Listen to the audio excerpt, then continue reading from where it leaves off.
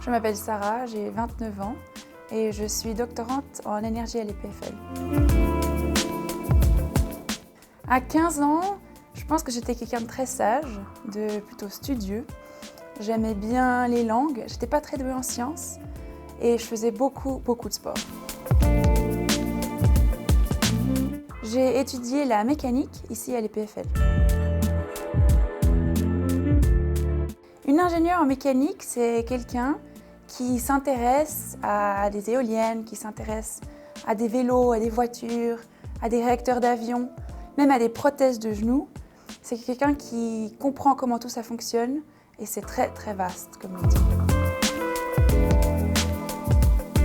Alors ma recherche, le but c'est de trouver une alternative aux voitures à essence en utilisant par exemple l'hydrogène.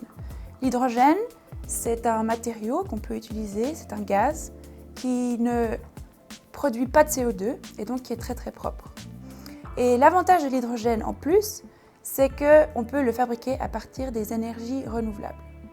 Mon travail, pendant ma thèse, c'est d'essayer d'optimiser, de rendre plus accessibles ces voitures à hydrogène et je m'occupe en particulier d'une partie très précise de la pile à hydrogène qui va générer l'électricité. Cette partie, elle est un peu comme une éponge. Il faut faire traverser de l'eau à travers et vu que la pile, elle génère de la chaleur pour fonctionner, il faut sans cesse la refroidir. Et moi, mon travail, ça consiste à étudier plein de sortes de différentes éponges et de trouver l'éponge qui va refroidir le plus ma pile à hydrogène et donc qui va pouvoir permettre de fabriquer des voitures à hydrogène de plus en plus performantes. L'hydrogène, c'est quelque chose de très puissant qu'on peut utiliser comme façon de stocker de l'énergie. Si on imagine un panneau solaire, il produit de l'énergie à midi, c'est là où il en produit le plus. Mais nous, dans nos maisons, on utilise le plus d'énergie le matin et le soir. Et l'hydrogène permettrait de stocker l'énergie du soleil et de la réutiliser quand on veut.